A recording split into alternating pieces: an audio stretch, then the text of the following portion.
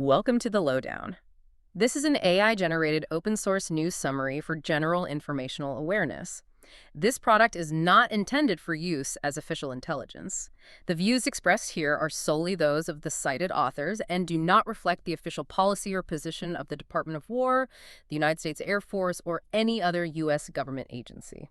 Current area of responsibility reporting indicates escalating kinetic exchanges and maritime disruptions in the Middle East, threatening regional stability.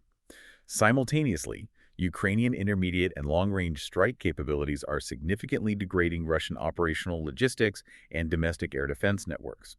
In the Indo-Pacific, regional actors are accelerating defense cooperation to counter PRC maritime coercion, while the PRC reportedly expanded its direct military support to Iran.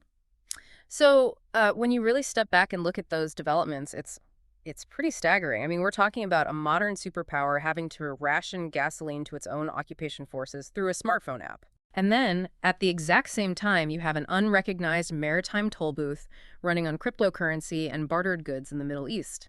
Today, we are taking you through a comprehensive deep dive into factual, sourced intelligence summaries. We're covering 4 key domains to give you a complete operational picture. Yeah, and we really need to connect those dots. We're going beyond just the headlines to understand exactly how these tactical shifts are happening, on the ground, in the air, and at sea. Exactly. So let's jump right into the Middle East AOR, because there's this incredible intersection right now between traditional combat and brand new maritime technology. I was looking at the Stars and Stripes report from June 9th, 2026, and they flagged a U.S. Army AH-64 Apache helicopter crash. This was near the Strait of Hormuz on June 8th. Both crew members were rescued, which is obviously great news, but the way they were rescued is it's operationally fascinating. Can we unpack that? Absolutely. Yeah. Because the mechanism of that rescue is a really profound indicator of where military technology is heading. The crew wasn't picked up by another helicopter or, a traditional Coast Guard cutter. Right. They were retrieved by an unmanned surface vessel, literally a drone boat. This asset is operated by the Navy's Task Force 59. And what makes this historically significant is that it marks the very first drone-assisted rescue for this specific task force. Wait, I want to make sure I understand the mechanics here. An Apache is a heavily armed attack helicopter. If it goes down in the water, getting the crew out fast is critical. How does a drone boat actually conduct search and rescue? Yeah, it's a combination of autonomy and remote operation. Are there just operators halfway across the world steering it with a joystick? Well, sort of, but it's more advanced than that. Right. Task Force 59 was specifically stood up by CENTCOM to integrate artificial intelligence and unmanned systems into fleet operations. These vessels, they have arrays of optical and thermal sensors. Wow. So they can autonomously navigate to a designated distress coordinate, scan the water to locate the crew, and then position themselves for the pilots to climb aboard, all while feeding real-time video and data back to a human command center. It essentially removes the risk of sending a manned crew into a potentially hazardous environment. And, I mean, that environment is incredibly hostile right now.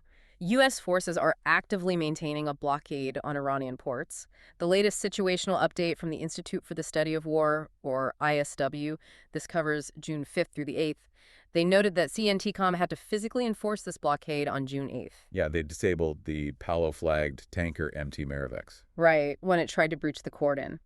But while the U.S. is enforcing this blockade, Iran is basically setting up a competing reality. They are attempting to enforce their own completely unrecognized, completely illegal traffic separation scheme right in the Strait of Hormuz. Exactly. They're attempting to establish a parallel maritime authority in one of the world's most critical naval choke points. And the ISW reporting details exactly how they're doing it. Ships attempting to transit through Iran's scheme are being charged massive transit fees. How massive are we talking? We're talking an average of $1.5 to $2 million per ship.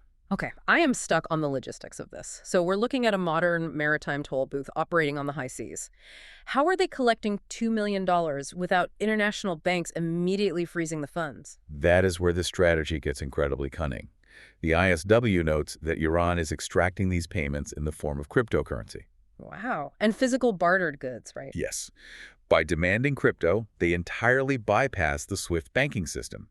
They bypass all the traditional financial networks that monitor and enforce global sanctions. So you literally have international shipping conglomerates, or maybe they're shell companies, wiring Bitcoin just to avoid being boarded by the Iranian Navy. Precisely. or handing over shipping containers full of unregulated goods. And this localized maritime tension, it doesn't exist in a vacuum. It is the economic engine attached to a rapid regional escalation cycle on land. Right, the multi-front pressure. Yeah. The ISW maps out a very specific chain of events from early June. First, you have Hezbollah firing rockets into northern Israel. Second, Israel retaliates by striking a Hezbollah headquarters in Beirut. And then Iran responds directly. Exactly. Iran fired a barrage of roughly 10 missiles at Israel's Ramat David air base, though the reporting indicates Israeli air defenses intercepted all of them. And finally, Israel subsequently struck Iranian air defense and drone manufacturing sites deep inside the Tehran and Esfahan provinces. So we are moving entirely from proxy skirmishes to direct state-on-state missile volleys? Yes, and the intelligence suggests there is a calculated diplomatic strategy behind these volleys. The ISW flags a developing claim that Iran is attempting to establish what they are calling a new security equation. A new security equation. What does that mean operationally? They are explicitly linking the survival of their proxy, Hezbollah, to direct Iranian military responses. The assessment is that Iran is using this newly declared doctrine as leverage to stall U.S.-Iran nuclear negotiations. Ah. They're effectively saying, we will not discuss our nuclear program until our demands regarding Lebanon are met. It's essentially a geopolitical hostage situation. And just to compound that, the ISW reporting notes the Houthis in Yemen have announced a complete ban on Israeli shipping in the Red Sea. They're simultaneously launching ballistic missiles towards central Israel. It's a masterclass in asymmetric warfare. It really is. They're using proxies and drones to stretch traditional military power to its breaking point. Which actually brings me to a fascinating parallel, because that idea of a smaller force using asymmetric tactics to bypass traditional power, it isn't just happening in the Middle East. We're seeing the exact same dynamic deep inside the Russian Federation right now. We are. The ISW reporting covering June 6th through the 8th give an in-depth look at this. Ukrainian forces are sustaining a highly effective campaign of intermediate and long-range strikes against Russian infrastructure. Yeah. And the most prominent example from this reporting period happened in St. Petersburg, exactly as the city was hosting the St. Petersburg International Economic Forum, or SPIEF. I cannot overstate how wild that timing is. I mean, SPIEF is essentially Russia's Davos. It's meticulously designed by the Kremlin to project economic strength and domestic stability to international investors. Right. And right as the VIPs are arriving, Ukraine conducts two series of strikes against the city, hitting the Kronstadt naval base and various local oil depots. It's a profound piercing of the information bubble. When foreign dignitaries can physically see or hear the impacts on a naval base from their conference centers, it systematically dismantles the Kremlin's messaging. More importantly, from an operational standpoint, it exposes severe vulnerabilities in Russia's domestic air defense network. If a drone can penetrate hundreds of kilometers to hit a naval base in the president's hometown during an international summit, the air defense umbrella is highly porous. And looking at the broader target list, it's incredibly methodical. The ISW notes that beyond St. Petersburg, Ukrainian strikes successfully targeted the Grushevaya oil terminal near Novorossiysk and multiple oil depots in the Krasnodar Krai region. They also hit the Protosovo airfield near Ryazan. Right. That airfield is a known drone development center located roughly 470 kilometers from the Ukrainian border. They are systematically dismantling Russia's energy revenue and their drone capabilities. But the intelligence also flags an incident that shows just how high the risk tolerance has become on the other side. Yes. While Ukraine is targeting logistics, Russian forces are demonstrating a willingness to engage in very high-risk targeting parameters. The ISW flagged a specific Russian drone strike on a nuclear waste storage facility. This was located near the Chernobyl nuclear power plant in the Kyiv Oblast. Wait, they actually struck a nuclear waste facility? They did. Now, the crucial factual detail provided by the intelligence is that no spent nuclear fuel was present at the facility during the strike. Okay, well, that's a relief. It is, but the operational takeaway here isn't the physical damage, it's the sheer risk tolerance. Launching kinetic strikes into the immediate vicinity of Chernobyl highlights a brazen disregard for the potential of radiological contamination. Yeah, it only takes one navigational error in a sector like that to trigger a catastrophe. It's incredibly reckless. But, you know, the ultimate question with all these deep strikes is whether they actually translate to movement on the front lines. Right. According to the Ukrainian defense source Militarny, which was cited in the ISW report, Ukrainian forces liberated approximately 250 square kilometers of territory in May 2026. During that exact same time frame, Russian forces seized 130 square kilometers. So you have Ukraine making a net gain in territory while simultaneously conducting these deep strikes. And those two metrics are deeply connected. The strategic deep strikes into the Russian rear are not just PR stunts. They are generating acute, compounding tactical effects on the ground. They're designed to degrade the logistics networks that make Russian frontline combat operations possible. In military speak, they call these networks GLOCs, right? Ground lines of communication. Exactly. But really, we're just talking about the fundamental road and rail arteries that keep an army fed and armed. If you apply a tourniquet to those arteries, the extremities eventually die. And the ISW reporting from June 6th to 8th provides some incredible indicators of this degradation playing out in occupied Crimea and Kherson. Yes. Ukrainian intermediate strikes are consistently destroying those GLOCs, specifically targeting the M04 and M14 highways. Yes. By cratering these massive logistics arteries, they're forcing Russian military transport units to abandon the highways. Right. They have to try to navigate local coastal dirt roads. We're even seeing verified reports of Russian military trucks being painted and disguised as civilian cargo vehicles. Yeah. Just to avoid being targeted by Ukrainian drones. Which brings me to what I think is the most staggering detail in the entire intelligence packet. The fuel shortages. Yes. The effects of severing these arteries are now hitting the occupation authorities in ways they just can't hide anymore. In occupied Crimea, the degradation of the supply lines has caused such a severe gasoline shortage that authorities restricted gas sales to just 20 liters per week for individuals. And the enforcement mechanism is what really highlights the desperation there. To get your 20 liters of gas, you have to present a QR code that is strictly distributed via a Russian state messenger app. Just think about that for a second. Russia, literally one of the largest oil and gas producers on the planet, is having to ration gasoline to its occupation forces via a smartphone app. That is a massive, flashing red indicator that their supply chain is collapsing. It really is. And it's not just fuel. The intelligence shows shortages of basic food supplies like buckwheat, sugar, and rice are now emerging across the peninsula. It is the mathematical result of concurrent transit disruption. The ISW notes that Ukrainian strikes successfully damaged the Chandar Bridge, which acts as a vital geographic choke point into Crimea. Right. Furthermore, a separate strike damaged a locomotive actively moving along the Moscow-Simferopol rail line. The damage was so significant that occupation authorities were prompted to completely halt passenger rail service into Crimea. Wow. So when you disrupt both the heavy road infrastructure and the rail network simultaneously, the logistical bottleneck just becomes insurmountable for a mechanized army. And we're seeing the tactical result of that bottleneck in real time. The ISW flagged a developing report from the AH partisan group. They're stating that the Russian 337th Airborne Regiment is actively withdrawing from the Kinburn Spit in the Mykolaiv Oblast. And the specific reasons cited for that retreat. The complete disruption of their supplies and their inability to repel Ukrainian drone strikes. The extremities are dying because the tourniquet on the arteries is working perfectly. It's a textbook example of logistical starvation.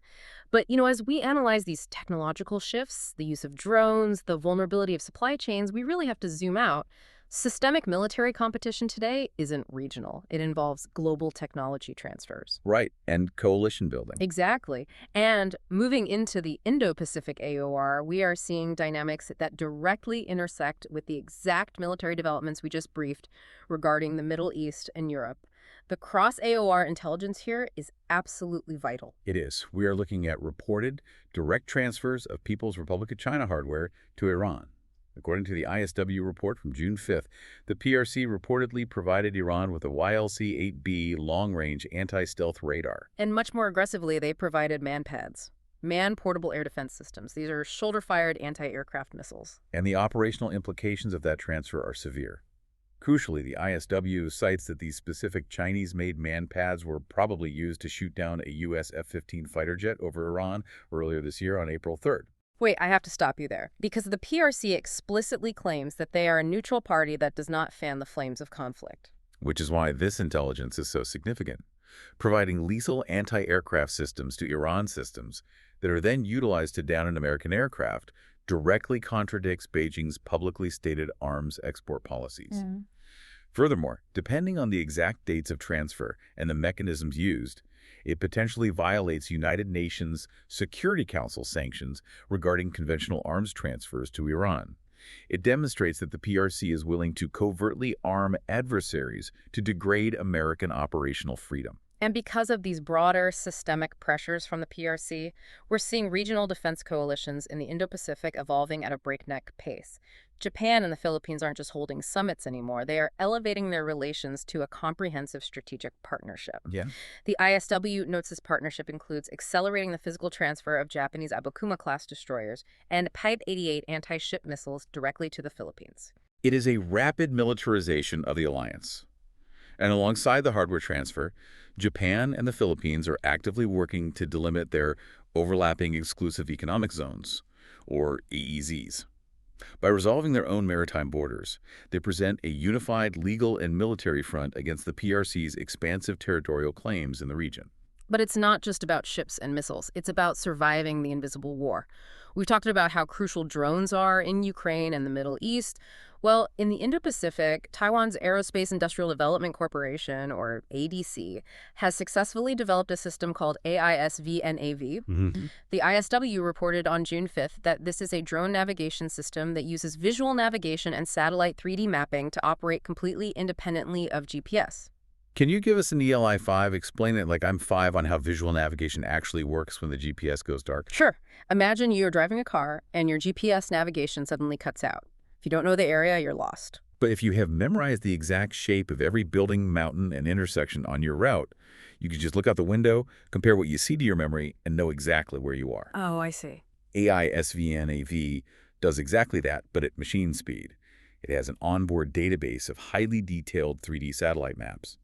The drone uses its own cameras to look at the ground in real time, feeds that video into an onboard AI, and the AI matches the video feed to the 3D map. So it literally navigates by sight, completely ignoring the satellites. Why is that specific capability so urgent in the Indo-Pacific right now? Because the expected operational environment will be saturated with electronic warfare. If your drone relies on a faint GPS signal from space, an adversary can easily jam it by blasting localized radio noise, rendering the drone blind and useless. Oh, okay. By navigating visually via onboard AI, the drone bypasses the electromagnetic spectrum entirely. It is a critical capability for platform survivability against an adversary like the People's Liberation Army, or PLA, which heavily integrates electronic warfare into its tactics. And we know the PLA is actively flexing those electronic warfare muscles right now. The ISW notes that the PLA just utilized electronic jamming as a non-kinetic countermeasure against the Dutch Navy frigate De Ruyter. This was while the ship was conducting a freedom of navigation operation in the South China Sea. Yeah, they are actively testing their ability to blind Allied sensors. Wow. And beyond the tactical use of electronic warfare at sea, the PRC is making massive strategic posture shifts on land. Satellite imagery cited by the ISW on June 5th reveals that the PRC is actively expanding its land-based nuclear launch infrastructure in the Xinjiang region. Right. The intelligence assesses that the objective of this expansion is to distribute their silos and increase the survivability of their nuclear arsenal against any potential first strikes. It fundamentally alters the strategic nuclear calculus in the region. It is incredible how all these seemingly isolated events weave together. To summarize the operational significance of what we've covered today, we are observing highly interconnected theaters. In the Middle East, Iran is attempting to establish new security equations and illegal maritime toll booths, prompting direct escalation and U.S. interdiction, including the first drone-assisted rescues. Exactly. In Europe, Ukraine's strategic strike campaign into the Russian deep rear is systematically degrading Russian logistics and air defense. It's creating measurable tactical withdrawals and absurd rationing scenarios, like needing a QR code for gas in occupied Crimea. Yeah. And in the Indo-Pacific, the proliferation of Chinese hardware to Iran, coupled with intense electronic warfare, is driving rapid coalition building and incredible technological innovation, like GPS-denied visual navigation among regional actors. The overarching takeaway from this intelligence is that the isolation between these theaters is rapidly decreasing.